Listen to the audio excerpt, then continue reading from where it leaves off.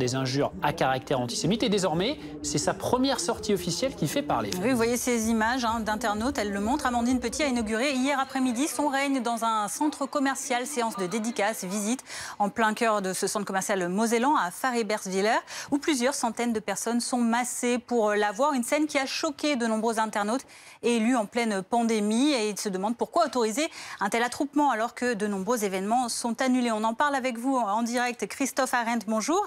Vous êtes député La République En Marche de Moselle. Le centre commercial qu'on a vu de Faribergswiller, je vais y arriver, est situé dans votre circonscription. Quelle est votre réaction à ce rassemblement ?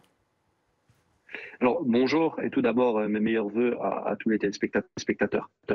Alors, finalement, ma réponse, c'est une question. Est-ce que c'est du bon sens, après 9 mois de restrictions, de sevrage, de culture, de restaurants, d'animation, de proposer un 2 janvier, alors qu'on sait très bien qu'on vient de resserrer tour de vis avec un couvre-feu à 19 h, d'organiser la venue de Miss France dans un centre commercial? Et d'ailleurs, sur l'organisation, est-ce que vous avez des précisions? Ça s'est passé dans votre circonscription. Est-ce que vous savez si c'est le centre commercial qui a organisé cette séance de dédicace, si c'est le comité Miss France? Alors, j'imagine que c'est une interaction entre ces deux entités et j'imagine aussi facilement que ça part d'une bonne volonté et que très rapidement, l'un et l'autre peuvent se retrouver dépassés par l'ampleur que prend cet événement. Mais encore une fois, est-ce que c'est étonnant lorsqu'on organise ça alors que les gens sont sevrés de culture, sont sevrés de beaucoup d'animations et que c'est le jour même où on remet en place un couvre-feu à 18 h dans le département de la Moselle? Pour vous, il y a eu un manque d'anticipation, également un manque de bon sens. On le comprend, on voit tout de même sur les images de ces internautes que tous les participants portaient bien des masques, que la Miss France également en portait, même si elle a enlevé après, mais qu'elle était derrière un plexiglas protégé des personnes qui venaient demander des dédicaces. Tout de même, on voit qu'il y a un rassemblement très massif, pas de distance de sécurité entre les personnes. Est-ce que ça pose problème pour vous ? Alors là, vous interpellez le professionnel de la santé que j'étais et j'ai une ligne de conduite qui est très stricte depuis 9 mois.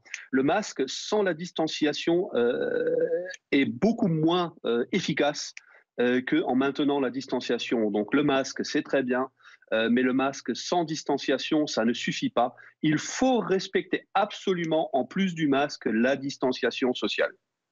Donc il y a un vrai risque dans ces images que vous voyez. Évidemment qu'il y a un risque. On ne va pas rentrer dans le détail technique de ce que sont ces masques chirurgicaux ou ces masques en tissu que portent la plupart des gens, qui sont des masques dits expiratoires. Ils ne filtrent en aucun cas l'air que vous inspirez.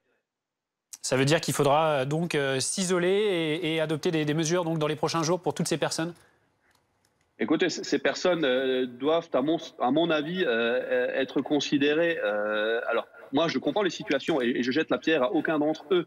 Je dis juste que j'appelle à la responsabilité et que c'est difficile en tant que citoyen de se comporter de manière responsable lorsque les choses ont l'air autorisées et normées.